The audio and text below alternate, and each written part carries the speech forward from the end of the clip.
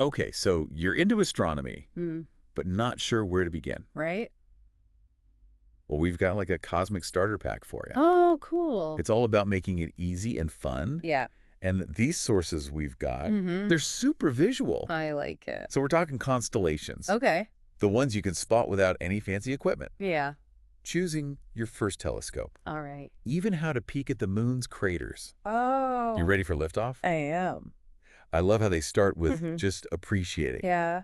what you can see with your own eyes. Right. No telescope needed. Exactly. It's like a treasure hunt right above us. I love that. They even point out some classics, Oh, yeah. like the Big Dipper, Okay. Orion Cassiopeia, Mm-hmm. the ones you've heard of, Yeah. but maybe never actually spotted. Totally. And they give you really clear directions right. on how to find them. Cool. But one thing that really stood out to me What's that? was about the Big Dipper. It's not actually a constellation. Really? It's what astronomers call an asterism. Interesting. So it's a recognizable pattern of stars, Okay. but it's within a larger constellation I called heard. Ursa Major the Great Bear. So constellation within a constellation. Exactly. It's cool. Okay. I know, right? Yeah. I'm already learning new things. Haha, me too. Okay, so Mm-hmm. we've got the naked eye stuff covered. Okay. But at some point, you're going to want to get a closer look, For sure. right? What's So telescopes? telescopes. Yeah. But choosing one Yeah. can be a little overwhelming. Oh, yeah, I It's know. like trying to pick a new phone. Too many options. So many options, right? Right. But our sources, Mm-hmm. they break it down Good. into these key factors: Okay. aperture, focal length, Yep. and mount type. Right. They even use this analogy for aperture, Oh, yeah. which I thought was pretty helpful. What is it? It's like a bucket collecting rainwater. The bigger the bucket, Yeah. the more water it collects. More water. Right. So Oh. in a telescope, Mm-hmm. that water is light.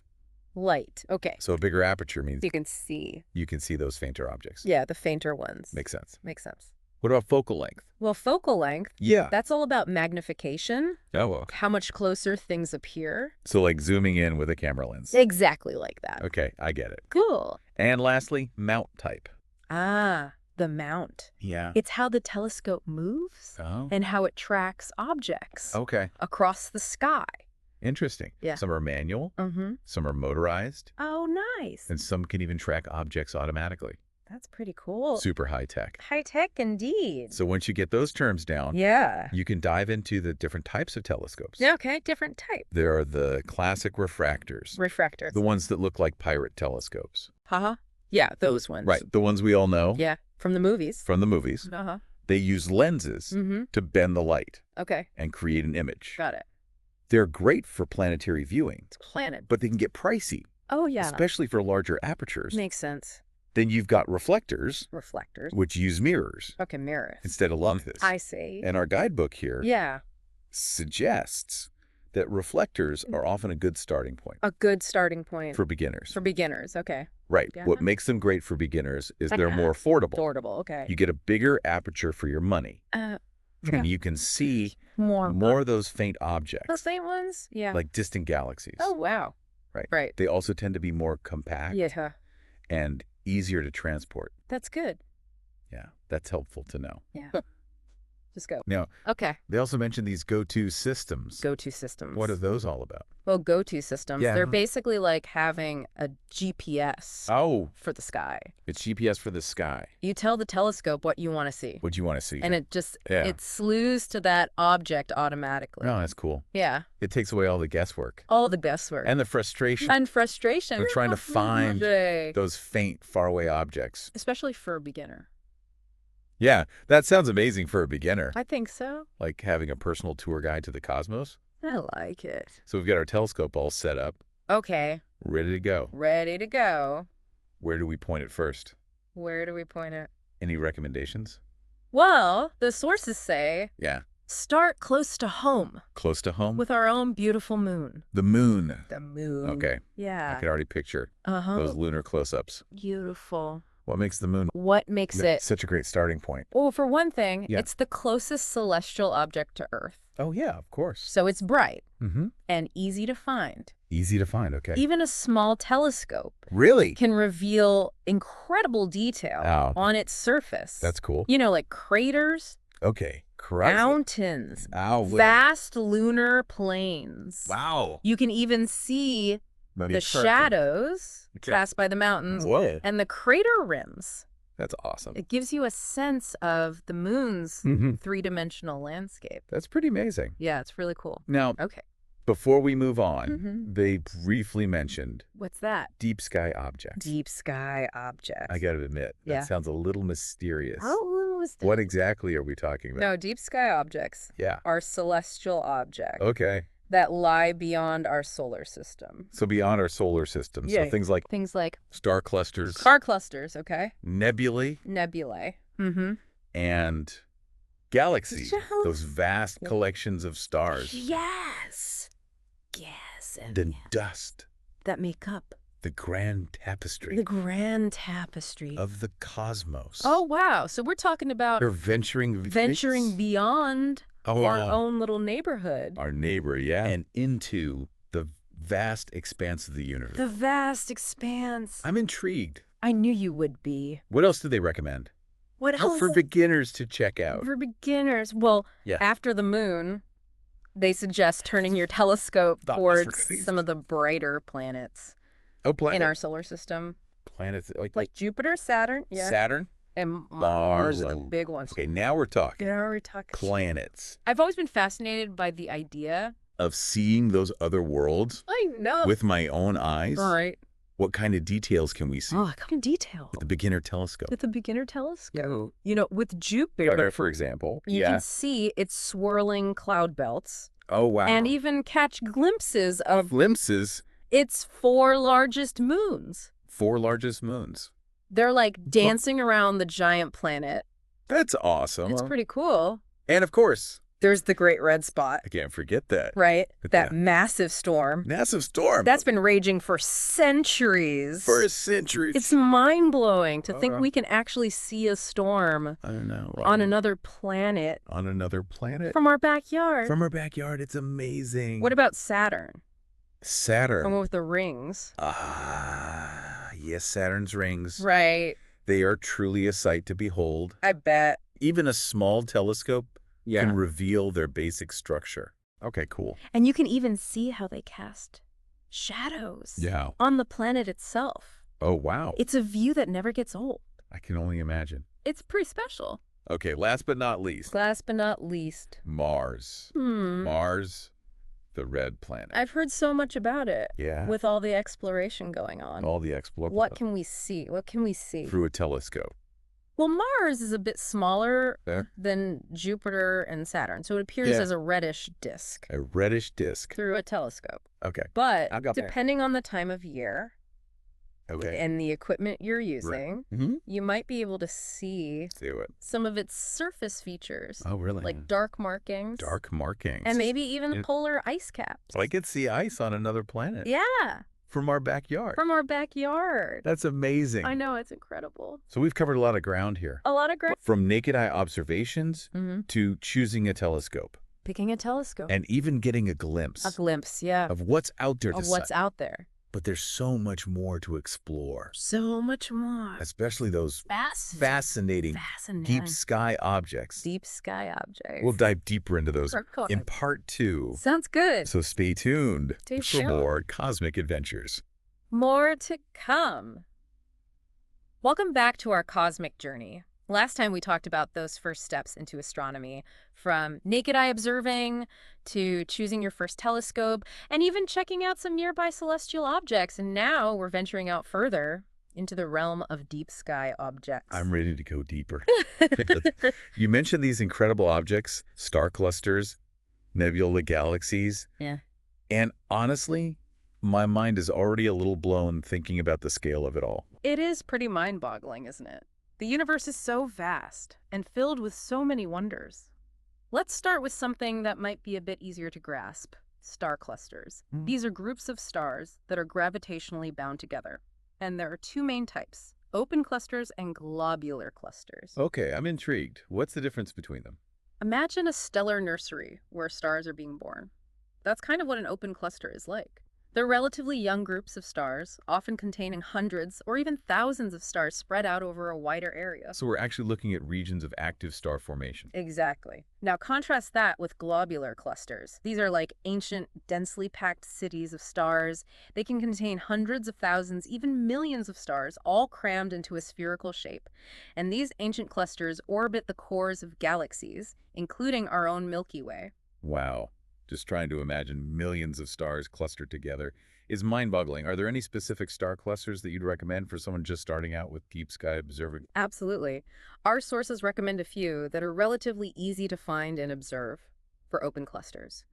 There's the Pleiades, also known as the Seven Sisters, located in the constellation Taurus. You can actually see it with the naked eye. It looks like a small dipper-shaped cluster of stars, but with a telescope, oh my God, you can see so many more stars within the cluster. They're like a scattering of celestial diamonds. That's going on my list. What about globular clusters? Any standout recommendations? The Hercules cluster, also known as M13, is a real showstopper. It's located in the constellation Hercules and is one of the brightest and most impressive globular clusters in the northern hemisphere. Through a small telescope, it looks like a fuzzy ball of light. But with higher magnification, you can start to resolve individual stars within its densely packed core. It's truly a sight to behold. Okay, these star clusters are already blowing my mind. But what about those nebulae we touched on earlier? They've always seemed so mysterious to me. What exactly are they? Nebulae are like giant clouds of gas and dust drifting through space. They come in all sorts of shapes and sizes and play a crucial role in the life cycle of stars. Some nebulae are stellar nurseries where stars are born, while others are the remnants of dying stars. We're seeing both creation and destruction in these cosmic clouds. It's almost poetic. It is. And just like with star clusters, there are different types of nebulae emission nebulae. For example, glow with their own light due to the excitation of their gas. By Right. nearby stars, a great example of this is the Orion Nebula, which you can find in the constellation Orion even with the naked eye. You can see it as a fuzzy patch of light, but through a telescope, you can start to see its structure and vibrant colors. I've seen pictures of the Orion Nebula. It's stunning, all those swirling clouds of pink and purple gas. What are some of the other types of nebulae? Well, you have reflection nebulae. They don't emit their own light, but reflect the light of nearby stars. They often have a bluish tint because blue light is scattered more effectively by dust particles. And then there are planetary nebulae, which are formed when a star sheds its outer layers.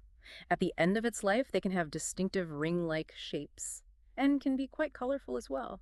It's amazing how these nebulae capture different stages in the life cycle of stars. We're talking about birth, evolution, even death playing out on a cosmic scale. It really is humbling and awe-inspiring, but, as awe-inspiring as nebulae are, when it comes to sheer scale and grandeur, it's hard to top galaxies. Okay, Yes. yeah, it's galaxies. These are those vast islands of stars, gas dust, and dark matter, right? You got it. And Yeah, our own yeah. Milky Way is just one of billions of galaxies in the observable universe. Billions. It's Yeah. hard to even wrap my mind around that. Can you see other galaxies with a beginner telescope? You absolutely can. The Andromeda Galaxy, which is our closest major galactic neighbor, is actually visible to the naked eye from a dark location. It just looks like a faint smudge of light. But with a telescope, you can start to see its elliptical shape and maybe even make out some of its spiral arms. No. To think we can actually see another galaxy from our backyard, it's just incredible. What are some of the other types of galaxies out there? Well, like nebulae galaxies come in a variety of shapes and sizes. Spiral galaxies, like our own Milky Way and Andromeda, have a distinctive spiral structure, with arms winding out from a central bulge. Then you have elliptical galaxies, which are smoother and more rounded in shape. And then there are regular galaxies, which lack a defined structure. It's amazing to think about the diversity of these cosmic structures Yeah. and to know that we can observe them, even with simple tools, just blows my mind. It really speaks to the power of human curiosity and ingenuity. We've developed tools and techniques that allow us to see across vast cosmic distances, unlocking secrets of the universe that were once hidden from view. Okay, I have to admit, I'm starting to feel a little overwhelmed. There are so many incredible deep sky objects out there. How do you even know where to start? That's a great question. And it's one we'll tackle in part 3 of our deep dive. We'll explore some of the resources and tools that can help you plan your observing sessions and find the most rewarding targets for your telescope. So stay tuned for more cosmic adventures. All right, so we've gone Yeah. from tracing constellations with our eyes Mm-hmm. to the mind-blowing world Yeah. of star clusters, nebulae, Right. even galaxies Far, far, far. far out. And it seems like What? there's just this endless supply Yeah. of deep sky objects to discover. Whole universe of them. But I got to be honest, What's that? I'm feeling a little overwhelmed. Overwhelmed. How so? It's like I'm standing at the edge of this vast ocean, Okay, I see. knowing there's incredible stuff out there. Yeah. But how do I even navigate it? I get it. It can feel that way. Yeah. But our sources, they actually offer some practical tips Oh, good. on planning your observing sessions Okay. and finding those celestial treasures. All right, I'm ready to set sail. Let's do it. What kind of tools and resources do they suggest? Well, one of the essentials for any astronomer, Okay. whether you're just starting out or Yeah. you've been at it for years, Right. is a good star chart Okay. or a planisphere. I've heard of star charts, Yeah. but what's a planisphere? Think of it as like a roadmap Okay. to the night sky. Okay. We're a road map? It's a circular star chart Okay. with a rotating overlay Okay. that you adjust to match your Interesting. date and time. Oh, interesting. And it shows you exactly What? which constellations and stars Oh, wow. are visible from your location. So it's like a personalized map. Yeah, exactly. Yeah, and it that goes from there. changes Right. as the seasons change, Right. as the Earth rotates. That's pretty cool. Yeah, it's a great way to start. Okay. Planning your observing sessions? I'm guessing there are apps for this, too. Oh, absolutely. Yep. I mean, we live in the age of smartphones. Exactly. And the sources actually highlight several apps and websites that have totally changed the game Really? for amateur astronomy. On all ears. What can these apps do? Well, they can use your phone's GPS Okay. to pinpoint your location Mm-hmm. and then display a real-time view Oh, wow. of the night sky right on your screen. So you just hold up your phone Hold up your phone. and it identifies stuff. Exactly. No more fumbling around in the dark No more fumbling. with paper charts. Right. Uh, And some even have What? Yeah. augmented reality features that overlay the constellations Wow. on your camera's view. So it's like A virtual tour guide. right in your hands. I like that. Yeah. Okay, what other cool features? Well, lots of them provide information I have information. about celestial objects. Like what? So you could just tap What's up? on a star or a planet, Yeah. and it'll tell you Ooh. its distance, Distance, okay. brightness, size, Mm-hmm. even some history. Oh, wow, that's awesome. It's pretty cool. Like an encyclopedia a pocket encyclopedia. about the universe. Right in your pocket. Right there. And they often have like a night mode. Yes, night mode. Right. So you don't ruin your night vision? I was going to say, Yeah. I've definitely had my night vision wrecked It happens all the time. by a bright phone screen. Yes, it's this bright screen. But these are designed. with stargazers in mind. Right. And another thing I like is Oh, it yeah. can help you plan your observing sessions. You Okay. can make lists of objects you want to see. That's cool. Set reminders Reminders for what? for upcoming events. Okay. Like meteor showers Oh, cool. or eclipses. Nice. And even get alerts Alerts for. for when viewing conditions are good. So it's like having a Yeah. personal astronomy assistant. Right in your pocket. I love that. Makes it easy. It really does. Yeah. Okay, so they've got star charts, Hmm? planispheres, Planisphere. these amazing apps. Right. What other resources Well, they also recommend Well, connecting with with other astronomy enthusiasts? other people. Yeah, joining a local A club. club. Yeah, or society. Yeah, that's a great point. Yeah, you know, It's like anything else. it's more fun with friends. It's more fun with friends. Exactly. When you Oh. share it with others. Exactly. And you can learn from learn, yeah, more experienced people. experienced observers, Get advice, share tips, tips. and even participate in That's group it. stargazing sessions. Oh, that's fun. Yeah, it's a lot of fun. A community of support A community, yeah. to help you along the way. And a lot of clubs Yeah. host guest speakers, Oh, wow. workshops, That's awesome. even star parties. Star party. Yeah, where everyone brings their telescopes That's so cool. and shares views of the night sky. And some clubs even have access Yeah, some do. to dark sky sites. Those are the best. Right, Away from city lights. right. To see those faint objects those deep sky objects. that we've been talking about. It's amazing. That sounds incredible. It does. feels so inspired. Inspires. After this deep dive, Yeah. we started feeling a little lost Lost in space. in the vastness of it all. And the vastness. But now we've got We've got tools. a whole toolkit A tool of resources and ideas to explore. to explore the cosmos. I love it. And that's the beauty of astronomy. The beauty of it. It's a journey A journey of of lifelong learning lifelong learning and discovery. And discover. And it's one we can all take together. Absolutely. So for all our listeners Yeah. out there who are ready Ready for what? to embark on their own On their own cosmic adventures. what's the one piece of advice One piece of advice. you'd give them? Just start simple. Start simple. Find a dark spot. Dark spot. Look up. Look up. And let your curiosity guide you. I like that. There's a whole universe out there. There is. Just waiting to be explored. Waiting to be explored. Right above our heads. Beautifully said. Thank you. And who knows? Who knows? Maybe one day Yeah. you'll be making your own discoveries. Making your own discoveries. And sharing your passion for astronomy. With the world. With the world. I hope so. Until then. Until then. Keep looking up. Keep looking up. And keep exploring. And keep exploring. Clear skies. Clear skies.